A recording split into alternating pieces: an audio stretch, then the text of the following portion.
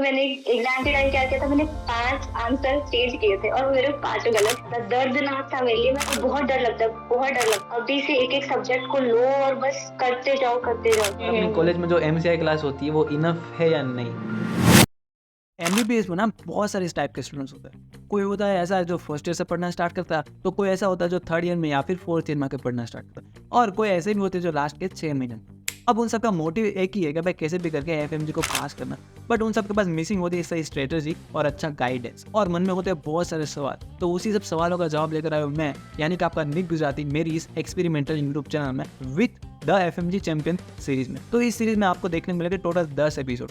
अगर आप उसमें से कोई भी टाइप में हो, यानी कि जो फर्स्ट ईयर से पढ़ रहा है, थर्ड ईयर से पढ़ रहा है, या फिर आपके पास लास्ट के 6 महीने हो, इसमें मैंने ऐसे लोगों को लिया जो इन सभी क्राइटेरिया को फुलफिल करते हैं। इसमें 6 महीने में पढ़ के पास होने वाले भी लोग हैं और फर्स्ट ईयर से पढ़ने वाले भी लोग हैं। इसको मैंने स्पेशल डिजाइन किया उन लोगों के लिए जो सिंगर है, डांसर है, या यूट्यूबर है, या फिर इन्फ्लुएंसर है। ठीक है, तो ये उन सब लोगों के लिए जो साथ में ये वो सब करना भी चाहते हैं और साथ ही में पास ही होना चाहते हैं। तो आपके लिए ये सीरीज बहुत ही फायदेमंद होगी। तो कोई भी एपिसोड मिस मत करना, और उसके लिए मेरे चैनल को पहले सब्सक्राइब कर दो और इस वीडियो को लाइक कर देना। ठीक है, तो आज के इस एपिसोड में मेरे साथ है मेरी university topper doctor Yashoda Chaudhary, जिन्होंने एफएमडी क्लियर किया अपने फर्स्ट अटेम्प्ट में, और वो यूनिवर्सिटी में डांस भी करती थी। उनको डांस का बहुत ही शौक था और साथ ही साथ इंस्टाग्राम पे भी बहुत ही एक्टिव रहती थी, और साथ ही में वो एफएमजी में टॉप किया।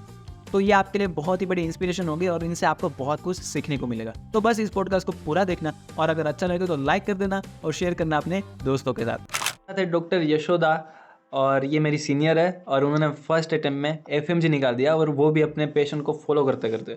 सो हम पहले बात करते हैं दीदी से। दीदी, कॉन्ग्रेचुलेशन, और आप बताओ आपके कितने मार्क्स थे? थैंक यू यार निखिल। 210 मार्क्स है। और वो सब आपने अपने पैशन को फॉलो करते हुए साथ में लाए ये मार्क। वो सबसे मेन बात है, उसे फेस करते थे उन लोगों को।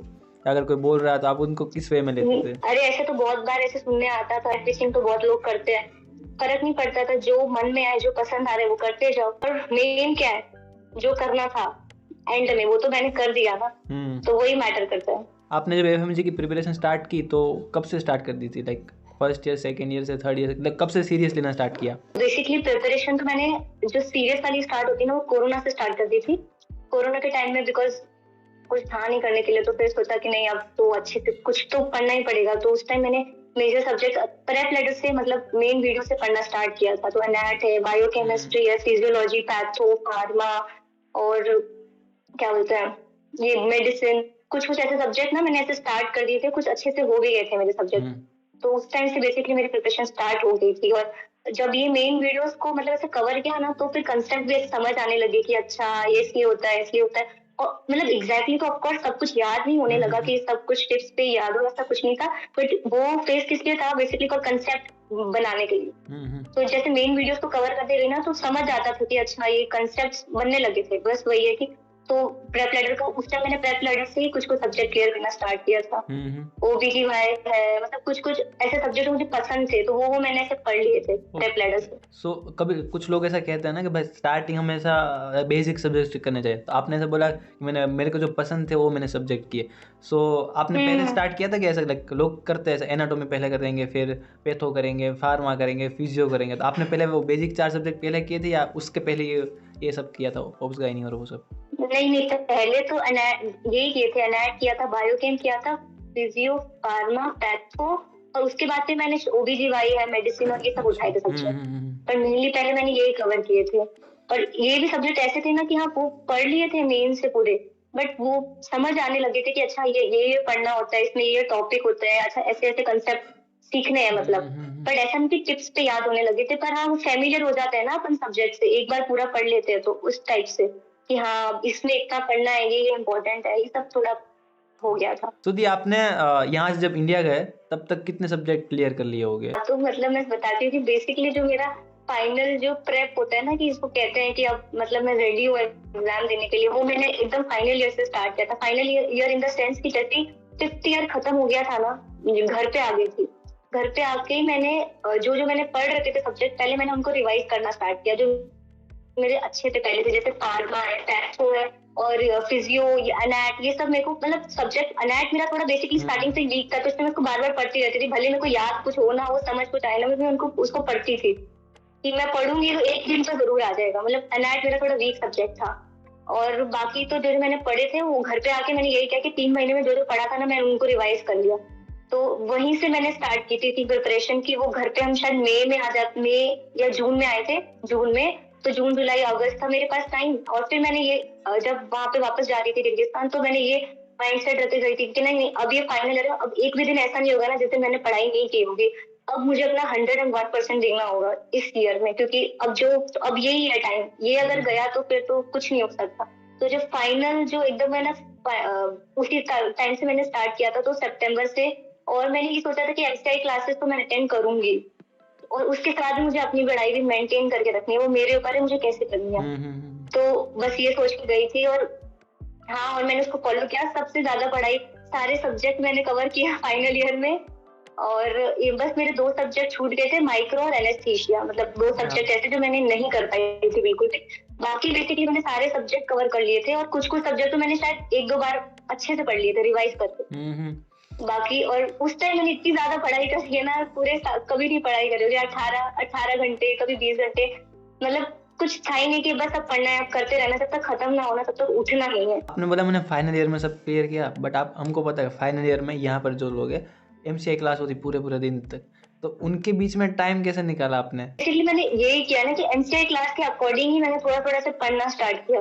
जैसे मैं क्या करती थी, बाई चांस चलो टीचर आ रहे, जैसे ओबीजीवाई के लिए सर आ रहे हैं, पता चल जाता 10 दिन पहले बता देते अपन को, तो शायद 1 हफ्ते पहले बता देते। तो मैं क्या करती थी, एक बार मैं पूरा वो रिवाइज कर लेती थी इन शॉर्ट, मतलब पूरा एक वर्ड नहीं, 1-2 बार ऐसे रिवाइज कर लेती। कोई सब्जेक्ट पढ़ा हुआ तो नहीं था तो वापस एक बार पढ़ लेती थी कि सर आएंगे तो मुझे क्लास में तो बैठना ही है। तो फिर जब वो क्लास होती थी ना तो मैं उसमें ऐसे बैठती थी कि वो मेरा रिवीजन चल रहा है। तो क्योंकि मेरा ये पर्पस है ना कि जब मैं टीचर को सामने से सुनती हूँ ना तो वो मेरे को ज्यादा बेटर लगता है। टीचर एकदम और मेरा ये था कि मैं इसलिए तो मैं सबसे आगे बैठती थी, भले कुछ भी हो, किसी से भी लड़ लो पर आगे बैठना है सबसे। तो आगे बैठती थी और जब मैं टीचर को ऐसे देखती थी ना, वो मतलब जो बोलते थे ना वो मेरे को बहुत ज्यादा अच्छे से याद होता था। एक्टिव रिकॉल, एक्टिव लर्निंग मेरे को बहुत ज्यादा अच्छे से होती थी, इसलिए मैं प्रेफर करती थी मैं एमसीआई क्लास तो जाऊंगी ही। और वो मेरा एक बेसिकली रिविजन की तरह ही होता था। उसमें मैं जरूरी नहीं है कि जो सर पढ़ा रहे वही मैं कंटेंट फॉलो कर रही हूँ, जो मैंने पढ़ा हुआ है मैं वही कंटेंट फॉलो कर रही हूँ, मैंने वही नोट्स खोल के रखे हैं, बिकॉज कॉन्सेप्ट तो सेम ही रहते हैं। जैसा सर कहते हैं कि कुछ भी कोई टॉपिक है, प्रेगनेंसी, हाइपरटेंशन इन प्रेगनेंसी, वो हर जगह तो सेम ही होगा ना, कुछ बदलेगा नहीं, उसमें सेम रहेगा। तो वही नोट्स अपने भले खोल के बैठो, सर जो पढ़ा रहे वो सुन लूँ ना तो भी बहुत है। सुधी, आप यहाँ जब इंडिया गए तो कोई कोचिंग ज्वाइन की थी, या की थी तो वो हेल्पफुल हुई थी या नहीं आपके लिए? हाँ, ऑफ कोर्स मैंने कोचिंग ज्वाइन करी थी अराइज जयपुर में, मतलब अभी न्यू ब्रांच खुली थी तो फिर मैंने अराइज जयपुर ही ज्वाइन करी थी। और बिकॉज अराइज ही ज्वाइन करनी थी, बिकॉज हाँ जासू में सारे टीचर्स तो अराइज के ही आते हैं, तो मेरा था, मतलब मैं स्टार्टिंग से श्योर नहीं थी कि मुझे कोचिंग करनी ही है, बट एकदम एंड में जब मैं आई तो मेरे को ऐसा फील हो रहा था कि शायद मैं कोचिंग ज्वाइन कर लूँ तो बेटर रहेगा, बिकॉज सेल्फ स्टडी तो मैंने बहुत कर ली है। अभी मैंने पूरे साल ही खुद से ही अकेले बैठ के पढ़ाई कर ली है। तो मेरे को एक ऐसा एनवायरनमेंट चाहिए था ना कि जहाँ पे मतलब एक खुद को पढ़ाई करने का वो मोटिवेशन मिलता ही रहे, तो कोचिंग वो बेस्ट चीज थी। मतलब मेरे लिए कोचिंग बहुत ही ज्यादा हेल्पफुल थी, बाकी लोगों को पता नहीं मुझे, बिकॉज मेरे को एक्टिवली टीचर के सामने वो एक्टिव लर्निंग मिल जाती थी जो अगर मुझे किसी सब्जेक्ट में चाहिए। और बेसिकली जो कोचिंग का एनवायरनमेंट रहता है, सब लोग पढ़ाई कर रहे होते हैं और सब लोग सीरियस होते हैं, कॉम्पिटिशन सा रहता है कि पढ़ते ही जाना है। अब वो तुम सेल्फ स्टडी पे मेरे को मतलब अकेले एकदम वो हो जाता था कि अब बस अकेले बैठ के क्या करूँ, जब इतने सारे लोग आसपास पढ़ रहे हैं, वो मेहनत कर रहे तो हम भी कर सकते हैं, तो एक सीखने के लिए इसलिए मैंने कोचिंग ज्वाइन करी थी। लाइक मोस्टली मैंने देखा लोग दिल्ली अराइज ज्वाइन करते हैं और आपने की जयपुर अराइज, तो आपको कोई डिफरेंस लगा था पहले कि भाई उसमें टीचर्स अच्छे आते होंगे, या क्या टीचर क्या रहता वहाँ जो आते हैं वही टीचर यहाँ पर आते हैं पढ़ाने? दिल्ली और जयपुर में टीचर्स का कोई डिफरेंस नहीं है, अराइज में सेम ही होते हैं टीचर्स। तो बस दिल्ली और जयपुर, मैंने जयपुर इसलिए चूज किया बिकॉज ऑफ कोर्स मैं राजस्थान से हूँ तो मैं जयपुर को प्रेफरेंस दूंगी, बट मेन ये भी था कि जयपुर में रश बहुत कम था, मतलब न्यू ब्रांच खुली थी ना, तो वो बच्चे थोड़े कम थे, कम इन द सेंस कि एकदम स्टार्टिंग में कि बहुत ही ज्यादा, दिल्ली में तो कितने सारे स्टूडेंट्स थे और एक दिल्ली का कितना ज्यादा रश टाइप में, तो दिल्ली तो मुझे जाना ही नहीं था बिकॉज डिस्ट्रैक्शन मुझे लगता हो सकता था। बट जयपुर एक बहुत ही ज्यादा आइसोलेटेड, मतलब हमारी जो कोचिंग बहुत ज्यादा आइसोलेटेड है और बच्चे भी एकदम लिमिटेड थे, और इसकी वजह से टीचर से बहुत अच्छे से इंटरेक्शन होता था। कोई भी डाउट्स हो, खुद पर्सनली जाके टीचर से इंटरेक्शन करो, और बहुत अच्छे से, मतलब आई थिंक जयपुर इसलिए मुझे सही लगा बिकॉज वहाँ पे थोड़ा रश कम था। दिल्ली मुझे इसलिए ज्वाइन नहीं करना। आप यहाँ से इंडिया गए तो आपने बोला मैं 12 घंटे पढ़ रही थी, 10 घंटे पढ़ रही थी, 18 घंटे, तो अचानक से वो फेज होता है ना एक, कि अचानक से आपने उस चीज़ को अपनाया कैसे? आपकी बॉडी भी वो करती है एक टाइम को, तो भाई 2 घंटे पढ़ने के बाद बाहर जाने का मन करता है, ये वो, तो आप इतना कैसे पढ़ पाती थी? नहीं, ये इसीलिए तो मैंने ये सोच रखा था ना, इसलिए मैंने फाइनल ईयर से ही अपने आप को इस तरह से प्रिपेयर करना स्टार्ट किया ना, कि जब मुझे 16 घंटे बैठना पड़े तो मुझे ये ना हो कि मैं उठ के चली जाऊँ। तो ये मैंने तब से स्टार्ट किया था कि मेरे को बैठना ही है। वो जब खुद से पढ़ रही हूँ ना, तो बैठ के 10 घंटे अगर मेरे को पढ़ना है तो बस 10 घंटे से पहले उठना ही नहीं है। तो वो मैंने फाइनल ईयर से खुद को ऐसे थोड़ा थोड़ा प्रिपेयर करके स्टार्ट किया था। ऑफ कोर्स स्टार्टिंग में कभी इजी नहीं होगा, तुम स्टार्टिंग में सिर्फ 2 घंटे पढ़ पाओगे, ठीक है, बट वो 2 घंटे ऐसा पढ़ो ना कि वो जो पढ़ा है वो सब याद होना चाहिए। उसके बाद हम 4 घंटे करेंगे, फिर हम 6 घंटे करेंगे, तो धीरे धीरे धीरे 10 घंटे हो ही जाएगा। बस बात ये है कि रोज करना है, रोज करना है, एक दिन भी नहीं छूटना चाहिए, भले ही कोई पार्टी हो, कोई कुछ भी चल रहा हो जासू के अंदर, रोज करना। तो मेरा यही था। और वैसे फाइनल ईयर में मैंने ज्यादा इन्वॉल्वमेंट रखा नहीं था किसी चीज में, क्योंकि फिर मन भी नहीं करता था। बट ये है कि हाँ, सो यही अगर कर भी रहे हो तो यही चीज़ है कि लाइक आप 4 साल से या 5 साल से कर रहे हो, हर फंक्शन में पार्ट ले रहे हो, ठीक है, और हर फंक्शन में आप होते ही थे, मुझे तो पता है। तो अचानक से वो एक साल आप कुछ कर नहीं रहे हो और बाहर फंक्शन हो रहा है, आपके ईयर वाले उसमें सब पार्टिसिपेट कर रहे हैं, तो आपको कभी ऐसा नहीं लगा कि भाई वो सब कर रहे हैं, मुझे भी जाना है, मुझे भी पार्ट लेना है, उधर क्या चल रहा होगा? तो आपने अपने आप को कैसे कंट्रोल किया कि भाई पढ़ते वक्त आपका माइंड उसमें नहीं गया, या आपका माइंड जाता था उन चीजों में? हाँ, सबसे पहले क्या करना होता है ना, अपने फोन से इंस्टाग्राम को हटाना तो कुछ पता ही नहीं चलता क्या हो रहा है, सबसे पहली चीज। तो मैंने क्या किया, मैंने सोशल मीडिया बहुत कम कर दिया था। मतलब मैं नहीं चलाऊंगी, मैं देखूंगी नहीं किसी को क्या कौन क्या चल रहा है, तो पहली बार डिस्ट्रैक्शन होगी नहीं, थोड़ा कम हो जाएगी। बिकॉज मेरा ये था कि मैं हाँ थोड़ा थी कि मैं सोशल मीडिया पे, तो मैंने फाइनली मैंने ये भी बहुत कम कर दिया था। मैंने ऑलमोस्ट अब बंद कर दिया था। मैं क्या एक दिन रखती थी कि इस दिन मेरे को थोड़ा सा चलाना है, फिर मैं अपने फोन से हटा देती थी।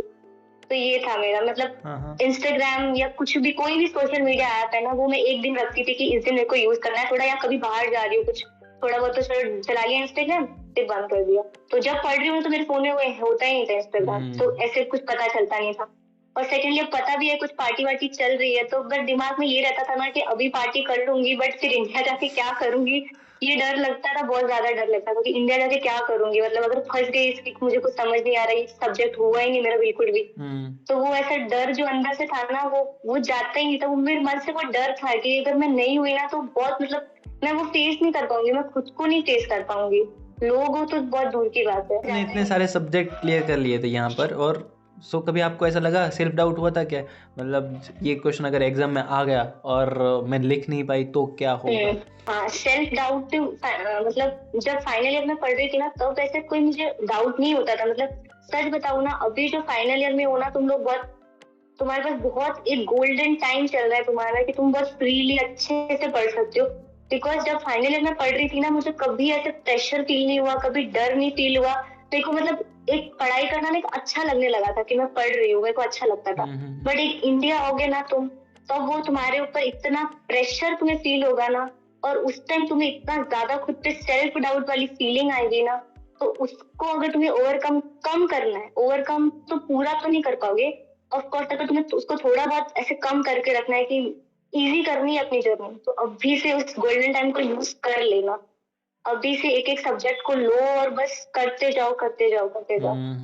बिकॉज सबसे ज्यादा सेल्फ डाउट कब होता है, जब तुम 6 मंथ की प्रिपरेशन में हो, और वो 6 मंथ की प्रिपरेशन तुम्हारी फर्स्ट प्रिपरेशन नहीं होनी चाहिए। The most important thing, by chance बहुत लकी लोग होंगे जो 6 महीने में पढ़कर कर लेते होंगे, बट मैं वो लकी वाली इंसान नहीं हूँ। मैंने इतनी मेहनत अपनी फाइनल ईयर में करी है, तो मैं खुद को बोलूंगी कि हाँ मैं हूँ वो डिजर्विंग पर्सन, कि मैंने मेहनत करी है ना, तो मुझे उसके अकॉर्डिंग हाँ मिला है मुझे, बिकॉज मैंने सच में मेहनत इतनी करी है।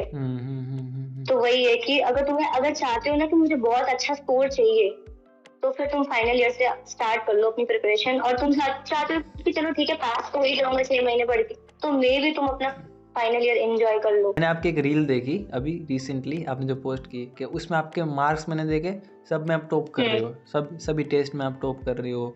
सो तब आपको ऐसा लगा तो होगा ना कि भाई हाँ अब तुम कुछ भी हो जाए मैं पास हो जाऊंगी, ठीक है। सो ऐसा होता था कभी क्या?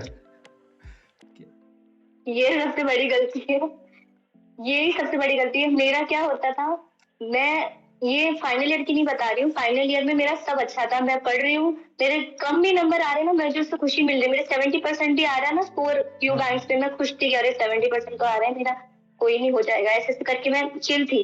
लेकिन जब ये इंडिया में आई ना तो पता नहीं कौन सा एक प्रेशर फील होने लगता है खुद पे कि अरे नहीं, कि इतना सा टाइम बचा और अब नहीं किया तो फिर तो कुछ हो ही नहीं सकता, और बहुत डर लगता है, बहुत डर लगता है, नहीं इजी लगता। तो जब मैं पढ़ भी रही हूँ, नंबर भी अच्छे आ रहे हैं, और मतलब आसपास लोग आके बहुत बोलते हैं अरे यार आपको तो सब आता है, आप तो पढ़ लोगे, आप तो टॉपर हो, ये वो पता नहीं क्या क्या, बट खुद के अंदर मन में रियलाइज हो रहा है कि मतलब मैं पढ़ रही हूँ, मेरा सब अच्छा हो रहा है, बट मुझे लगता है एग्जाम के दिन कुछ तो गड़बड़ हो जाएगी मेरा सब मेरी नैया डूब जाएगी एग्जाम के दिन।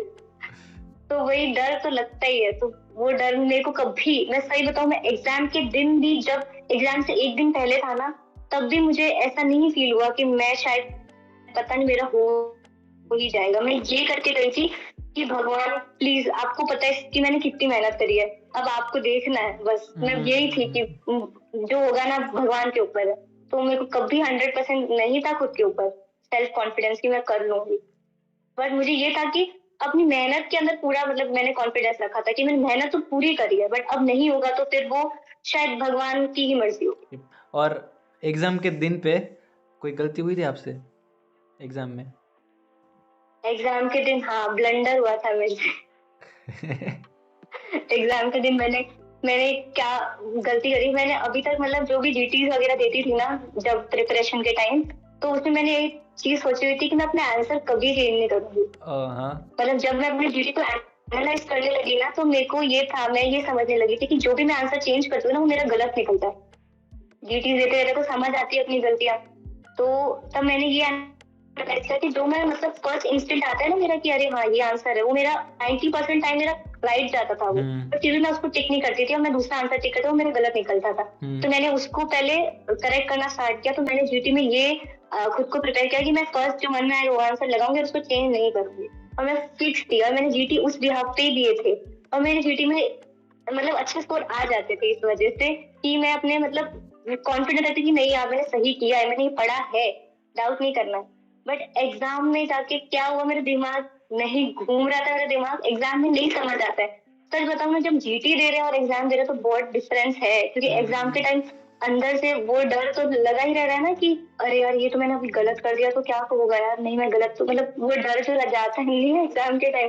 तो मैंने एग्जाम के टाइम क्या किया था, मैंने 5 आंसर चेंज किए थे और मेरे 5 गलत, वो मेरे 5 गलत।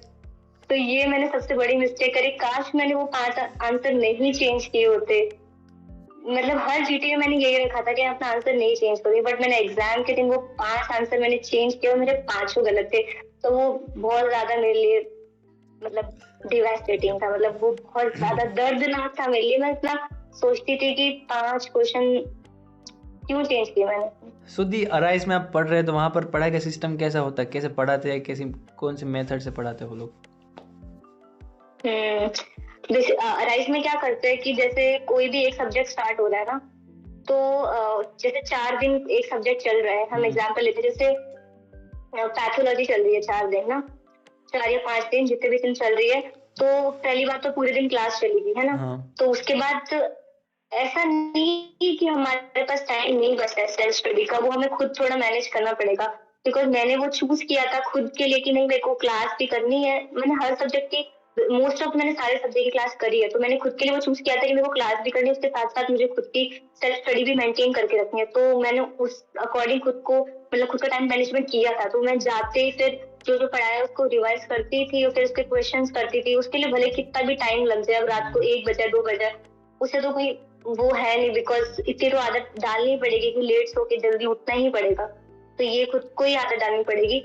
और हाँ, तो जैसे एक सब्जेक्ट कंप्लीट हुआ हमारा, तो हम साथ साथ में तो रिवाइज कर ही रहे हैं, तो एक वो फर्स्ट रिवीजन हो जाता है। बाद में वो हमें क्या 1 या 2 दिन का ब्रेक मिलता है, वो सब्जेक्ट के अकॉर्डिंग रहता है। छोटा सब्जेक्ट तो 1 दिन का ब्रेक, बड़ा तो 2 दिन का मिल गया। तो उसके बाद हमारा सब्जेक्ट टेस्ट होता था उसी सब्जेक्ट का, है ना।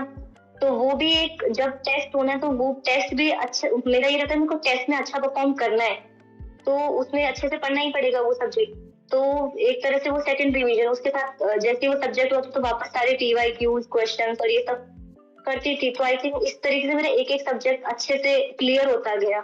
तो आई थिंक इसलिए वो मेरे लिए बेनिफिशियल था। और फिर बाद में जैसे कोर्स ऐसे बीच में बहुत हॉलीडेज मिलते हैं जिसमें तुम खुद की पिछले वाले सब्जेक्ट को रिवाइज करो या फिर कवर करते जाओ। तो ऐसा नहीं है कि कोचिंग में सिर्फ क्लासेस ही चलती जा रही है, सिर्फ यही चलता जा रहा है, ऐसा कुछ नहीं है। कोचिंग में एक सिस्टमेटिकली आई थिंक बना रहता है खुद का कि अभी ये सब्जेक्ट खत्म हुआ है, अब ये वाला स्टार्ट होगा, वो रिवाइज करना है। GTs में 4-5 सब्जेक्ट एक साथ आते थे, तो वो 4-5 एक साथ 3 दिन में कैसे रिवाइज करने हैं, तो वो तो बनाना ही पड़ेगा। जो है सिर्फ 6 महीने RIS में पढ़ के निकाल सकती है क्या? नहीं, लास्ट 6 महीने में आई थिंक अगर मैं पर्सनली इसका आंसर दूं तो नो ही होगा, बिकॉज ये MBBS है, ऑफ कोर्स मजाक तो है नहीं। तो 6 महीने में तो तुम 19 सब्जेक्ट तुम कवर करके, अब किसी का लक होता है बाई चांस निकाल लो, बट आई थिंक वो नेक्स्ट टू इम्पॉसिबल है। तो बेटर यही होगा कि अपने फाइनल ईयर में तुम अच्छे से प्रिपरेशन स्टार्ट कर दो, तो आई थिंक वो भी मोर देन इनफ होगा। तो फाइनल ईयर से बस खुद का एक शेड्यूल बना लो और खुद को एक लगा दो कि बस यही टाइम है कि जिसमें मुझे अच्छे से पढ़ना है। तो आई थिंक 6 मंथ वो तुम्हारे लिए एक रिवीजन टेस्ट होगा, और खुद को मतलब GT क्वेश्चन बैंक काफी कुछ करना होता है 6 मंथ में। तो सब तुम एकदम स्टार्टिंग में नहीं कर पाओगे, फंस जाओगे। तो it's better start from final year. Okay. और आपने रिवीजन कितने किए थे और किस तरह से हम रिवीजन करें? स्ट्रेटेजी क्या होनी चाहिए रिवीजन की? अगर सिर्फ मैं बेसिकली ऐसे मतलब फाइनल ईयर में मैंने कुछ सब्जेक्ट मेरे थोड़े अच्छे हो गए थे रिवीजन, और फिर ऑफलाइन क्लास MCI क्लास भी मेरा एक रिवीजन की तरह मैं यूज करती थी। तो आई थिंक उससे मेरा अच्छे से रिवीजन हो जाता था, वो एक अलग था। बट अगर 6 मंथ में पूछे तो मैंने कैसे रिवीजन किया, तो वो राइस के अकॉर्डिंग मैंने मतलब अपना शेड्यूल बनाती थी, बिकॉज वो हमें शेड्यूल पहले भेज देते थे कि ये सब्जेक्ट होंगे पहले 1 महीने का शेड्यूल, तो उसके अकॉर्डिंग मैं अपना बनाती थी। जैसे एक सब्जेक्ट खत्म हो गया है तो उसके साथ साथ सब्जेक्ट टेस्ट में वो सब्जेक्ट कवर रिवाइज हो रहा है। तो इस तरीके से जब मेरे 4-5 सब्जेक्ट कवर हो गए थे, तो फिर मैं अपना एक खुद का एक बनाती थी कि मुझे क्लासेस के साथ कैसे उन 4-5 सब्जेक्ट को फिर से पढ़ना है। तो जो मतलब ये 2nd to 3rd रिवीजन है ना, तो ये ऐसा नहीं होगा कि जिसमें तुम पूरा वर्ड टू वर्ड पढ़ रहे हो, तो वैसा नहीं पढ़ना है कि पूरा वर्ड टू वर्ड। इसमें ऐसा है कि तुम्हें कंसेप्ट पता होना चाहिए ना। अभी तक इतना बार पढ़ लिया तो हमें उस लेवल पे पहुंचना है कि हमें ये पता है कंसेप्ट इसमें होने क्या वाला है। बेसिकली हमें बस दिमाग में उसको वापस रिकॉल करना है बिना देखे। बेस्ट होगा कि मैं खुद को मतलब मेरा तो सबसे पहले ये था कि मैं लिख के याद करती थी। मेरा आदत ये है कि मैं लिख के याद करती हूँ ज्यादातर चीजें, तो मुझे अच्छे से याद रहती है। बट आई थिंक सब तो नहीं लिख के याद करते। तो आई थिंक आंखें बंद करके अपने दिमाग को जोर डालोगे ना कि रिकॉल करोगे, तो वो तुम्हारी लॉन्ग टर्म मेमोरी पे रहेगा। एक बार ऐसा कर लोगे ना, तो एक बार रिवीजन के लिए, तो वो सेकंड टाइम तुम्हारा रिवीजन धीरे धीरे इजी होता जाएगा। और आप अपनी GTs कैसे देते थे और उसको एनालाइज कैसे करते थे? बेसिकली GTs बहुत ज्यादा इम्पोर्टेंट है। तो GTs अगर तुम्हारे अच्छे खासे सब्जेक्ट कवर हो गए, तो मतलब मैं एडवाइस करूँ कि तुम अपना फाइनल ईयर में भी 1-2 GT दे दो, तो तुम्हें प्रैक्टिस हो जाएगी। कम नंबर कितना है वो मत देखो, बिकॉज मैंने नहीं दिया था, तो मैं रिग्रेट करती हूँ। काश मैंने एक बार दिया होता तो कुछ जाता नहीं, मैं डर रही थी इसलिए मैंने नहीं दिया। बट दे सकते हैं। और मैंने सिर्फ जब घर पे आई ना, तब मैंने फर्स्ट GT अपना दिया था। फिर मैंने GTs आई थिंक मैंने काफी सारे GTs दिए होंगे, तो मुझे एग्जैक्ट नंबर भी ऐसे रिकॉल नहीं हो रहा है। बिकॉज जब भी मेरा ऐसा लगता था ना कि मेरे को नहीं आ रहा है, क्या मैं सही कर रही हूँ, तो मैं फिर GT देने बैठ जाती थी वो 150 का। यहाँ पर अपने कॉलेज में जो MCI क्लास होती है वो इनफ है या नहीं? अगर MCI क्लासेस मतलब ऐसा कोई बच्चा है जिसने कभी बिल्कुल कुछ पढ़ा ही नहीं और वो सिर्फ जाके MCI क्लासेस कर रहा है, तो उसके लिए तो मैं नहीं बोलूंगी। बिकॉज MCI क्लास में आके वो पूरा ऑफकोर्स स्टार्टिंग से तो नहीं बताते हैं ना, कि वो तो एक मतलब 5 दिन में रिवीजन की तरह एक करा के जाते हैं, तो वो उसको प्राइमरी सोर्स तो नहीं बोलूंगी। बट हाँ, अगर तुम खुद से पढ़ रहे हो और रिवीजन सोर्स मैं उसको बोलना चाहूंगी, तो वो प्राइमरी सोर्स तो नहीं हो सकता है। तुम्हें खुद का कुछ तो मतलब सोर्स बनाना पड़ेगा। कोई भी ऐप यूज करो, कोई भी मतलब एक बार के लिए कंसेप्ट क्लियर तो खुद से करने पड़ेंगे। कभी भी डिमोटिवेट होते थे तो क्या करते थे? डिमोटिवेट मोस्टली मैं जब भी होती थी तो एक तो रोना आ जाता था पहले खुद को, बैठे बैठे अकेले जब बैठे होते ना तो एक वो रोक कर थोड़ा ऐसे निकल कि नहीं रोके, बट फिर बाद में भगवान, बस भगवान पे विश्वास और कुछ नहीं, बिलीव इन गॉड। और भगवान को से प्रे करती थी, थोड़ा थोड़ा ऐसे हनुमान चालीसा सुन लिया, थोड़ा खुद को काम किया कि नहीं नहीं सब अच्छा ही होगा। अभी इतना यहाँ तक आ गए ना तो अब पीछे तो देख ही नहीं सकते ना, अब आगे ही जाना है। तो वो खुद को मोटिवेट करना बहुत जरूरी है। और उसमें सच बताऊं ना, जब तुम प्रिपेयर कर रहे होते ना तुम्हारे साथ कोई भी नहीं होगा, कोई स्टैंड नहीं कर पाएगा except your parents of course. But parents को भी हम इतना नहीं बता सकते ना कि हम क्या मतलब अंदर से मतलब बहुत ज्यादा क्या फील कर रहे हैं, बिकॉज वो सोचेंगे कि अगर बच्चा इतना परेशान, मेरे पापा तो ये सोचेंगे अगर इतना परेशान नहीं देख पाएंगे ना, ऑफकोर्स उनको टेंशन हो जाएगी। तो ये भी हम ऑप्शन, तो हमारे पास लास्ट ऑप्शन यही रहता है कि हम खुद को संभालना पड़ेगा, अकेले तो अकेले खुद को संभालना है। लास्ट सवाल दीदी कि आप अपने जूनियर्स को क्या कहना चाहोगे कि भाई अगर तुमको एफएमजी क्लियर करनी है तो अपनी कॉलेज लाइफ में ये गलती मत करना, आपको गलती गिनवाई, ये गलती मत करना, लाइक कौन सी गलती ना करे? गलती इन द सेंस में बताऊं कि तुम बिल्कुल ही ये भूल जाओ कि मतलब तुम लोग वहाँ आए क्यों, मतलब एकदम भूल ही जाओ कि एकदम ही मतलब मस्त एंजॉय करो तुम अपनी लाइफ वहाँ पर ही, तो ये सबसे बड़ी गलती होगी। बिकॉज हाँ मैंने देखा है, ऐसे भी लोग देखे हैं मतलब जो बहुत ज्यादा ही एंजॉय करने लग जाते हैं, भूल ही जाते हैं कि पढ़ाई भी एक चीज होती है करने के लिए। तो वो मत करना, मतलब भले ही मैं ये नहीं कहूँगी एंजॉय करो अपनी कॉलेज में, बट एक बैलेंस बहुत इंपॉर्टेंट थिंग है, बैलेंस बनाने सब चीज को, हर चीज का टाइम होता है। पढ़ाई के टाइम पढ़ाई भी कर ली हमने और पार्टी के टाइम पार्टी भी कर ली, तो ये तो तुम्हें खुद ही बनाना पड़ेगा अपने टाइमिंग के अकॉर्डिंग। ने वहाँ पर जो जीटीज दी थी, सारी मॉक टेस्ट दी थी, और तो अराइज की मॉक टेस्ट में और दूसरे एप्लीकेशंस की मॉक टेस्ट में, क्योंकि मैंने रील्स में देखा आप दूसरे प्लेटफॉर्म पर भी देते थे, तो उसमें कोई डिफरेंस लगता था क्या आपको?